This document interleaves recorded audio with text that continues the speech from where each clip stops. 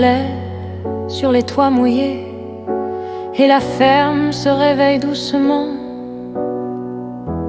Les bottes rangées sur le seuil sont prêtes à se mettre en mouvement. Chaque vache a un nom et pendant des années ils les ont nourris. Et voici qu'on parle de tri, d'abattage comme d'un calcul. Elles vont mourir. Ils disent c'est nécessaire, un arrêté en plein mois de décembre. Comment fermer les portes face à cette brutalité qui s'invite? Une douleur immense monte face à ce vent chargé de cendres. Et il se demande pourquoi rien d'autre n'est tenté. C'est dramatique. Pourquoi ne pas isoler la vache malade? Ce serait facile. Pourquoi trier la vie de cette façon sans écouter les cœurs fragiles? Ils entendent parler de sécurité, de chiffres, de dossiers, d'analyse. Leurs étables vont se vider, leurs voix peu à peu se brisent. Ils ont compté les jours, les semaines, les années, un labeur de chaque instant. Les veaux qui apprennent le monde, les mères qui les surveillent régulièrement. Et aujourd'hui on leur parle de risques.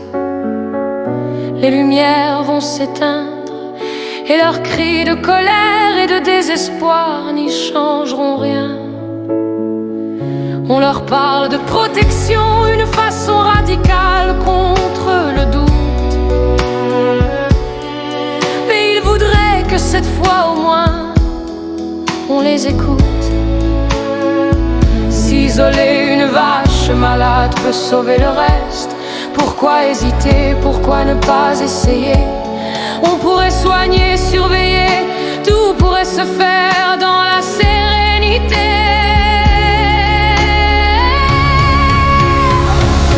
Écoutez la détresse des agriculteurs dont on détruit le travail.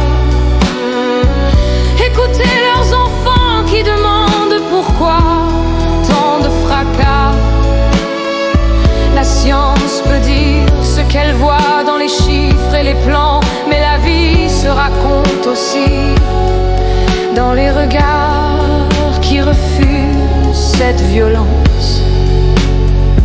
Dans les allées poussiéreuses, des murmures, une lourde atmosphère, des mains qui tremblent et qui ne savent plus quoi faire. La nécessaire prudence ne devrait pas tout leur prendre. Les bâtiments sont déserts, il ne reste que le silence.